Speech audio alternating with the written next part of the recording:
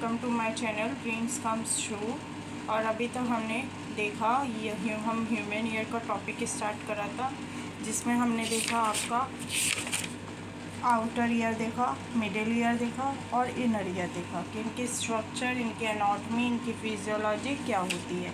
ठीक है, आज हम बात करेंगे ये वर्क कैसे करते हैं। अभी तक हमने इसकी मेनली एनाटॉमी देखी थी कि क्या क्या स्ट्रक्चर इसमें प्रेजेंट होते हैं। जैसे आउटर ईयर की बात करें, उसमें पिन्ना होता है, एक्सटर्नल एक्वेस्टिक मीटर्स होता है। मिडिल ईयर की बात करें, उसमें टिम्पैनिक मेम्ब्रेन, ईयर ऑसिकल्स, इसमें 3 बोन्स होती है, मैलस, इनकस, स्टैटिस और स्टेशियन ट्यूब होती है। और इनर ईयर की बात करें तो उसमें हमने देखा कॉक्लिया होता है, सेमी सर्कुलर कैनाल होती है, 2 बॉर्नी मेम्ब्रेन से मिलकर बनता है, बॉर्नी लेबिरिंथ और मेम्ब्रेनस लेबिरिंथ, और उसमें फ्लूइड पाया जाता है, पेरिलिम्फ और एंडोलिम्फ। बॉर्नी और मेम्ब्रेनस लेबिरिंथ के बीच में पेरिलिम्फ और मेम्ब्रेनस लिम्फ के अंदर एंडोलिम्फ पाए जाते हैं। अब हमें सुनाई कैसे देता है, ये मैकेनिज्म क्या होता है, वो हम आज की वीडियो में देखेंगे। So firstly we start. Every sound produces sound waves or vibration in the air which travel at about 332 metre पर सेकेंड। जो भी साउंड है वो साउंड वेव और वाइब्रेशन प्रोड्यूस करती है एयर में, जो ट्रेवल करती है कितने स्पीड से, 332 मीटर पर सेकेंड की स्पीड से वो ट्रेवल करती है। ठीक है, अब जो हमारा ऑरिकल या पिन्ना होता है, ठीक है, जिसे हम द ऑरिकल, जिसे हम पिन्ना भी बोलते हैं, because of its shape collect the concentrate the wave and direct them along the external acoustic meters causing the tympanic membrane to vibrate। अभी हमने जब आउटर ईयर पढ़ा था तो तब हमने बात की थी कि पिन्ना का क्या काम होता है, वो साउंड वेव को कलेक्ट करता है। तो इसमें यही है कि ऑरिकल या पिन्ना वो अपनी शेप की वजह से वो क्या करता है, जो भी साउंड वेव ट्रेवल होती है एयर में 332 मीटर पर सेकेंड की स्पीड से, वो उन्हें कलेक्ट करता है। ठीक है, फिर एक्सटर्नल एक्वेस्टिक मीटर्स की तरफ से होते हुए टिम्पैनिक मेम्ब्रेन को वाइब्रेट होती है। जब टिम्पैनिक मेम्ब्रेन वाइब्रेट होती है तो तब वो क्या करती है, वो जो साउंड वेव है वो एम्पलीफाई करती है जो हमारी 3 बॉन है, मैलिस, इनकस और स्टैटिस में। ठीक है, tympanic membrane vibrate are transmitted and amplified through the middle ear by movement of the ossicles। जो भी हमारी बॉन्स की जो मूवमेंट्स होती है, जैसे पहले मैलिस, फिर मैलिस से इनकस, इनकस से स्टैटिस एंड देन कॉक्लिया।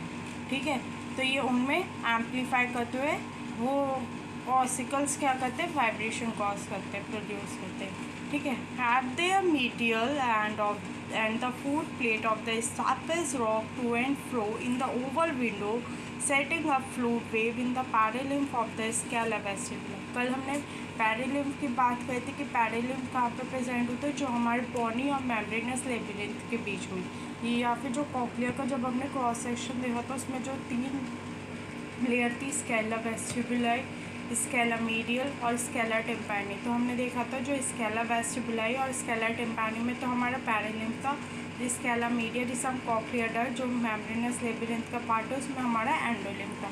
तो जब ये एम्पलीफाई करती है, तीनों बॉन्स के थ्रू एम्पलीफाई होती है, तो जो हमारी स्टैटिस बॉन है वो क्या करती है, वो फ्लूइड जो पेरिलिम्फ होता है कॉक्लिया में, उसमें भी सेटिंग अप करके वहाँ पे भी वाइब्रेशन एम्पलीफाई पहुँचाती है। ठीक है, क्योंकि हमारी क्या मैलिस से इनकस, इनकस से stapes and cochlea. Some of the force of these waves is transmitted along the length of the scala vestibuli and scala tympani, but most of the pressure is transmitted into the cochlear duct। जब ये force और pressure waves का जाता है तो थोड़ा बहुत तो जाता है स्केला वेस्टिबुलाई और स्केला टिम्पैनी में, जहाँ पर हमारा पेरिलिम्फ पाया जाता है, लेकिन मोस्ट ऑफ द कहाँ पर जाता है, आपका कॉक्लियर डक्ट। कॉक्लियर डक्ट कहाँ पे होती है, तो जिसे हम स्केला मीडियल कहते हैं, जहाँ पर हेयर सेल्स प्रोड्यूस होती है, हेयर सेल स्टिमुलेट होती है, वही सिग्नल ट्रांसमिट करती है किसको, वेस्टिबुलो कॉक्लियर नर्व को।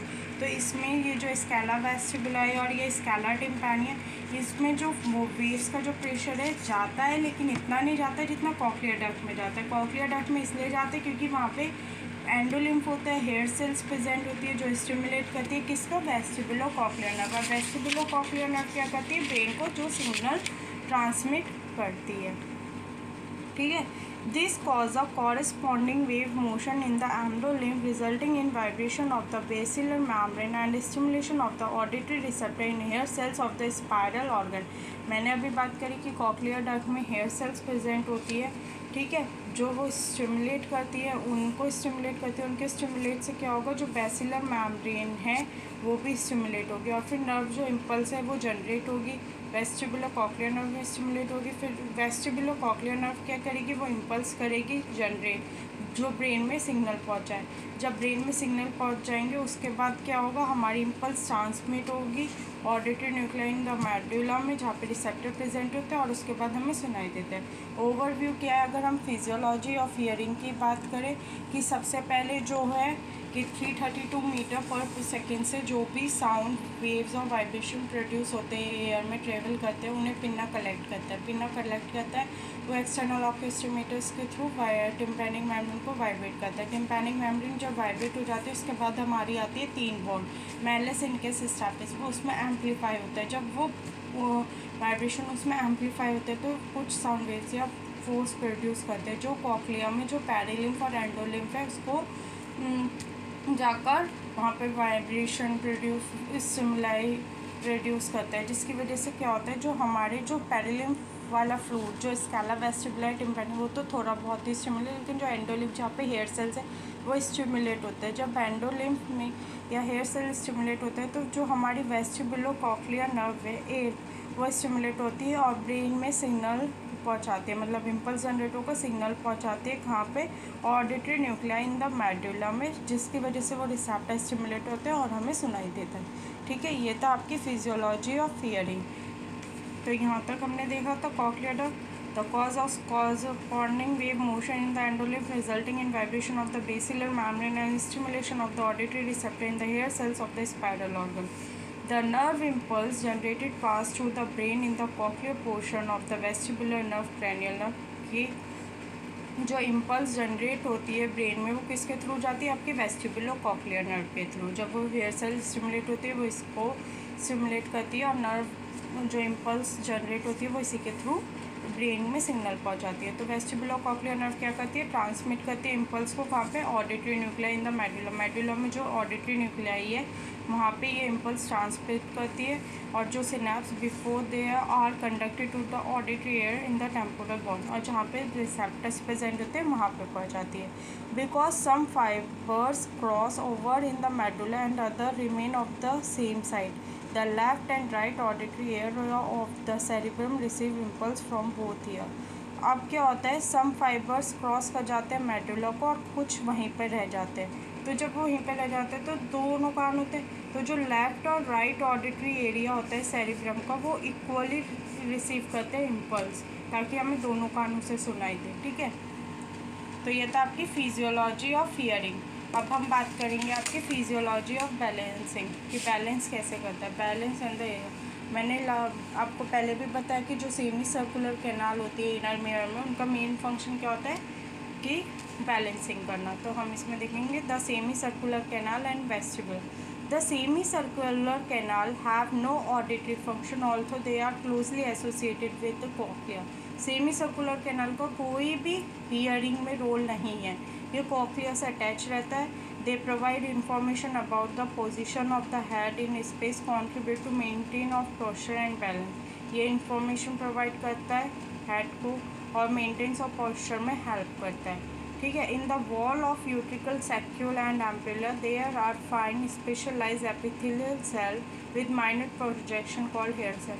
अब जो इनमें भी हेयर सेल्स प्रेजेंट होती हैं, मतलब हेयर सेल्स प्रेजेंट होती हैं, इनका क्या काम होता है, जो पेरिलिम्फ और एंडोलिम्फ, जब हम मतलब कभी कभी हमने सुना है ना, मतलब कभी कभी क्या मोस्टली हमने सुना है कि किसी किसी को मोशन सिकनेस होती है, तो मतलब क्या होता है हमारे जो मतलब वो बैलेंसिंग की वजह से ही होती है। मतलब क्या होता है जब हेयर सेल्स बैंड हो जाती हैं और वो अपने पोजीशन को रीगेन करने में टाइम लगाती है, तो उसकी वजह से मतलब हमारे दिमाग में चल रहा होता है कि मतलब वो प्रोटेक्टिव मैकेनिज्म की तरह वर्क करता है, जिसकी वजह से हमें मोशन सिकनेस कॉज होती है। ठीक है, तो इन द वॉल जो यूट्रिकल सैक्यूल और एम्पुलर की वॉल है वहाँ पे माइनर प्रोजेक्शन में हेयर सेल्स पाई जाती हैं। Amongst the hair cell there are receptor और sensory nerve ending which combine forming the vestibular part of the vestibular cochlear nerve. Hair cells में रिसेप्टर होते हैं सेंसरी नर्व एंडिंग के, जो कंबाइन करते हैं वेस्टिबुलर पार्ट्स और फिर वेस्टिबुलर कॉक्लियर नर्व में। ठीक है, अब फिजियोलॉजी क्या है बैलेंस की? The semi circular canal and the vestibule और utricle saccule are concern with balance. जो सेमी सर्कुलर कैनाल और वेस्टिब्यूल है वो कंसर्न होते हैं किसके लिए? बैलेंस के लिए। Any change of position of head cause movement in the perilymph and endolymph which bend the hair cell and stimulate the sensory receptor in the utricle saccule and ampulla। कोई भी position में change होता है, तो मैंने अभी बताया था कि पेरिलिम्फ और एंडोलिम्फ की मूवमेंट में चेंज होता है, जिसकी वजह से क्या होता है? हेयर सेल्स बैंड हो जाती है। जब ये हेयर सेल्स बैंड होती है तभी हमें मोशन सिकनेस होती है। ठीक है, band and stimulate the sensory receptor, और जब वो नहीं हो पाते इसी की वजह से हमें मोशन सिकनेस कॉज होती है। ठीक है, एंड स्टिमुलेट द, जब हेयर सेल बैंड होती है, and stimulate the sensory receptor, जो सेंसरी रिसेप्टर को स्टिमुलेट करती है यूट्रिकल सेक्युलर एंड एम्पुलर का, जिसका रिजल्ट क्या होता है? नर्व इम्पल्स ट्रांसमिट होती है वेस्टिबुलर नर्व के थ्रू, जो ज्वाइन करती है कॉक्लियर नर्व को और एक वेस्टिबुलर कॉक्लियर नर्व। मतलब क्या होता है? जब भी कोई हेड की पोजीशन में चेंज होता है तो एंडोलिम्फ पेरिलिम्फ की पोजीशन में चेंज होता है और हेयर सेल्स बैंड हो जाती है, जो स्टिमुलेट करती है आपकी यूट्रिकल सेक्युलर एम्पुलर को।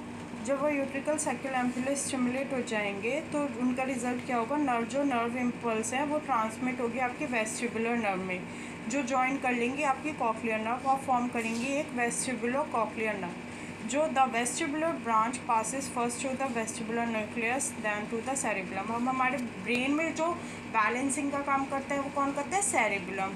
तो जो वेस्टिबुलर ब्रांच कहाँ पे पास हो जाएंगी? आपके सेरिबुलम में। ठीक है, the cerebellum also receive nerve impulse from the eyes and proprio receptor sensory receptor in the skeletal muscle and the joint. जो सेरिबुलम है वो ऑल्सो रिसीव करता है नर्व इम्पल्स आई से, स्केलेटल मसल से एंड जॉइंट से।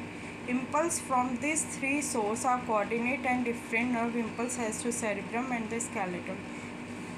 अब देखो बैलेंसिंग का काम क्या करता है कि पहले हमारी कोई भी हेड की पोजीशन में कोई भी चेंज आया तो हमारा जो फ्लूइड्स होते हैं पेरिलिम्फ एंडोलिम्फ उनकी पोजीशन में चेंज आएंगे, हेयर सेल्स बैंड हो जाएगी। जब हेयर सेल्स बैंड हो जाएंगी वो स्टिमुलेट करेंगी आपकी यूट्रिकल सेक्युल और एम्पुलर को, जो वेस्टिबुल के पार्ट है। ठीक है, जब वो स्टिमुलेट हो जाएंगे तो वो वेस्टिबुलर नर्व को स्टिमुलेट करेंगे, वेस्टिबुलर नर्व को स्टिमुलेट करके वो कॉक्लियर नर्व से जुड़ जाएंगे, दोनों मिलकर वेस्टिबुलर कॉक्लियर नर्व फॉर्म करेंगे। अब जो हमारे ब्रेन में जो सेरिबुलम पार्ट है, जब वेस्टिबुलर कॉक्लियर नर्व को स्टिमुलेट करेंगे, ये जो वेस्टिबुलर ब्रांच है वो पास हो जाएगी आपके सेरिबुलम में, ताकि वहाँ पे जो इम्पल्स को प्रोवाइड करके हमारे जो बैलेंसिंग का काम है वो हो जाए। लेकिन जो सेरिबुलम है वो ऑल्सो रिसीव करता है एडिशनली है आई से, स्केलेटल मसल एंड जॉइंट से। इनसे क्यों करता है? क्योंकि ये भी बैलेंसिंग का काम, स्केलेटल मसल्स आई जॉइंट्स, ये थ्री सोर्स कोऑर्डिनेट होते हैं एंड डिफरेंट नर्व इम्पल्स पास होते हैं सेरिब्रम में एंड द स्केलेटल मसल्स में। तो हमारा ईयर कंप्लीट हो गया है। हमने जिसमें outer ear, middle ear, inner ear पढ़ा। आज हमने फिजियोलॉजी ऑफ हियरिंग पढ़ा कि वो कैसे कैसे वर्क करती है, फिजियोलॉजी ऑफ बैलेंसिंग पढ़ा। आई होप कि आपको आज का लेक्चर पसंद आया हो, समझ में आया हो। अगर आपको आज की वीडियो अच्छी लगी हो तो please like, share, comment and subscribe my channel. Thank you guys for watching this.